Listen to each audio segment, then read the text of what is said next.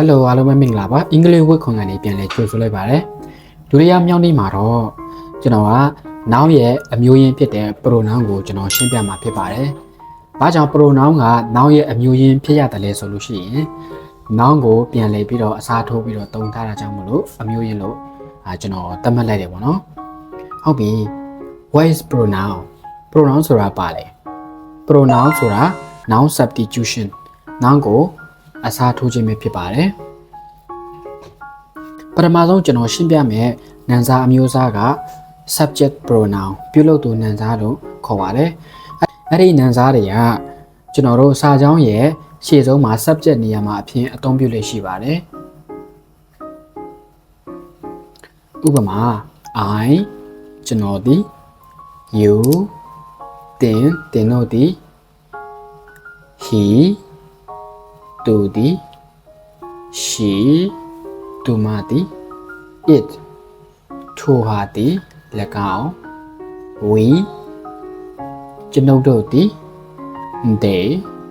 သူတို့သည် example လေးတစ်ချက်ကြည့်ကြည့်ရအောင် I am happy I ဆိုတာကနာမ်စာဖြစ်ပါတယ် they are student they သူတို့တော့ကျောင်းသားကိုညွှန်းနေဖြစ်တဲ့အတွက်ကြောင့်မလို့ they ကနာမ်စာဖြစ်ပါတယ် it is a cat ဒါကျောင်းတကောင်ဖြစ်တဲ့ it ကကျောင်းတကောင်ညွှန်းတဲ့အတွက်ကြောင့်မလို့နာမ်စာဖြစ်ပါတယ်ဒီအရာတွေကတော့ကျွန်တော်တို့ဒီ subject pronoun အနေနဲ့တောင်းထားတဲ့ pronoun တွေဖြစ်ပါတယ်နောက်တစ်ခုကတော့ object pronoun မှာခံရတဲ့သူနာမ်စာပေါ့နော်ဥပမာအဲ့ဒီစာကြောင်းတွေမှာအများအပြား back ရဲ့နောက်မှာရှိတဲ့ object နေရာမှာသုံးလို့ရှိပါတယ်။ဘာတွေလဲဆိုတော့ me ကျွန်တော်ကို you သင်ကို him သူ့ကို her သူမကို it ၎င်းကို at ကျွန်တော်တို့ကိုthem သူတို့ကိုဥပမာလေးတစ်ချက်ကြည့်ကြည့်အောင် she called me သူမကကျွန်တော်ကိုခေါ်တယ်ဒီနေရာမှာကျွန်တော်က object pronoun ကိုရှင်းပြတာဖြစ်တဲ့အတွက်ကြောင့်မလို့ဒီ she ရဲ့ subject pronoun ကတခုနောက်ထပ် back ရဲ့နောက်မှာရှိတဲ့ object နေရာမှာ me ဆိုတဲ့ object pronoun တခုတွေ့ရပါမယ်ဒီဟာလေးရဆိုရင်လည်းကျွန်တော်တို့ pronoun လို့ခေါ်ပါတယ် okay ပါနောက်တစ်ခုက the manager call up manager ကကျွန်တော်တို့ကိုခေါ်တယ်ဒီစာကြောင်းမှာက as က object pronoun ဖြစ်ပါတယ် subject object တွေမတည်သေးဘူးဆိုရင်ဘယ်ဟာက pronoun လဲဆိုတာသိဆိုရှင်အဆင်ပြေပါပြီဒီနေရာဒီစာကြောင်းမှာအဓိက as က pronoun ဖြစ်ပါတယ်နောက်တစ်ခုက the teacher teaches us English ဆရာကသူမကိုအင်္ဂလိပ်စာသင်ပေးတယ်ဒီစာကြောင်းမှာက ha က object pronoun ဖြစ်ပါတယ် okay နောက်တစ်ခုကကျွန်တော်ရှင်းပြမယ့် pronoun မျိုးစားက possessive adjective ပိုင်ဆိုင်မှုပြတဲ့နာမ်စာပေါ့နော်နောက်တစ်ခုကဆိုတော့ပိုင်ဆိုင်မှုပြနာမ်စာတွေကဘာလဲလဲဆိုရင်တနည်းအားဖြင့်ကျွန်တော်တို့နာမ်ရဲ့ရှေ့မှာပိုင်ဆိုင်မှုကိုပြတယ်ပေါ့နော်တစုံတစ်ယောက်ကပစ္စည်းတစ်ခုကိုပိုင်ဆိုင်ကြောင်းပြချင်တယ်ဆိုလို့ရှိရင်ကျွန်တော်တို့က possessive pronoun ကိုသုံးပါတယ်ဥပမာ my ကျွန်တော် eat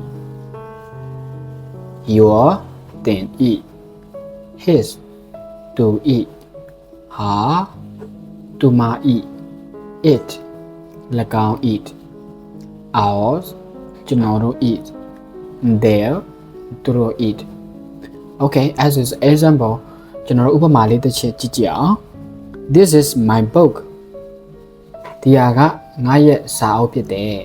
my က possessive pronoun ဖြစ်ပါတယ် Tone is my friend Tone ကငါရဲ့တငယ်ချင်းဖြစ်ပါတယ် our teams begin unite ငါတို့ရဲ့အသင်းကစီလုံးလှတယ်ဆိုတော့ဒီနေရာမှာက our က team ကိုပိုင်ဆိုင်မှုပြတာဖြစ်တဲ့အတွက်ကြောင့်မလို့ our က possessive pronoun ဖြစ်ပါတယ် Okay ကိုရီးယား subject တို့ object တို့ processes တွေဘာညာမသိသေးဆိုရင်ကိစ္စမရှိပါဘူးဘယ်ဟာကနန်စားလဲဆိုတာသိမယ်ဆိုလို့ရှိရင်အဆင်ပြေပါတယ်ဆိုတော့ဘယ်ဟာလေးကနန်စားလဲဆိုတော့ hours ကနန်စားဖြစ်ပါတယ်နောက်တစ်ခုက mine ငါဟာ yours တင်ဟာ his သူဟာ hers သူမဤဟာ it လာကောင်ဤဟာ ours ငါတို့ဤဟာ theirs သူတို့ဤဟာကဲဥပမာလေးတစ်ချက်ကြည့်ကြည့်ရအောင် the boat is mine စာအုပ်ကငါရဲ့စာအုပ်ပဲ the cycle is yours ဆိုင်ကယ်ကမင်းရဲ့ဟာပဲမင်းရဲ့ဆိုင်ကယ်ပဲ Okay နောက်တစ်ခုက pronoun မျိုးစားရှိသေးလဲဆိုရင် reflexive pronoun လို့ရှိပါတယ်ဥပမာကိုပြန်ညွှန်းတာတော့သူတို့ပြန်ညွှန်းတာမျိုးဆိုလို့ရှိရင် reflexive pronoun ကိုပြန်သုံးပါတယ်ဥပမာလော်ပြောရမယ်ဆိုလို့ရှိရင်ပြောတဲ့သူနဲ့ပြောခံရတဲ့သူတို့တူညီလေးရှိတဲ့အခါသုံးလေးရှိပါတယ်ကဲဘယ်ဟာတွေက processive pronoun လဲဆိုတာတစ်ချက်ကြည့်ကြည့်အောင် myself ငါကိုယ်တိုင် yourself တင်ကိုယ်တိုင် himself သူကိုယ်တိုင် herself သူမကိုယ်တိုင် itself ၎င်းကိုယ်တိုင်ဥပမာလေးတစ်ချက်ကြည့်ကြည့်အောင် I taught myself English ငါအင်္ဂလိပ်စာကိုသင်ယူတယ်ဆိုတော့ myself က pronoun ဖြစ်ပါတယ် Andrew make himself happy Andrew ကသူ့ကိုယ်သူပျော်အောင်လုပ်တယ်ဆိုတော့ဘယ်စာကြောင့်အဲ့ဒီထဲမှာဘယ်ဟာကနန်စားလဲဆိုတော့ himself ကနန်စားဖြစ်ပါတယ်အတိအကျပြောရမယ်ဆိုလို့ရှိရင် reflexive pronoun ဖြစ်ပါတယ် Okay အခုကျွန်တော်တင်ပြပေးသွားတာကတော့အားလုံးက pronoun တွေဖြစ်ပါတယ်ဘယ်ဟာကဘယ်လို pronoun ဆိုတာသိစရာတော့မလိုသေးပါဘူးသို့တော့စာကြောင်းကိုကြည့်လိုက်တာနဲ့ဘယ်ဟာက pronoun ဖြစ်လဲဆိုတာခွဲခြားတတ်မယ်ဆိုလို့ရှိရင် pronoun မှာခွဲခြားတတ်မယ်ဆိုလို့ရှိရင်အဆင်ပြေပါတယ်ကဲဒီနေ့အတွက်ကတော့ဒီလောက်ပါပဲအားလုံးကိုကျေးဇူးတင်ပါတယ်နောက်ထပ်ဗီဒီယိုတွေစောင့်ကြည့်ခြင်းနဲ့ဆိုလို့ရှိရင်ကျွန်တော်ရဲ့ channel ကို like and subscribe လေးနဲ့အားပေးခဲ့ပါအောင်အားလုံးကိုကျေးဇူးတင်ပါတယ်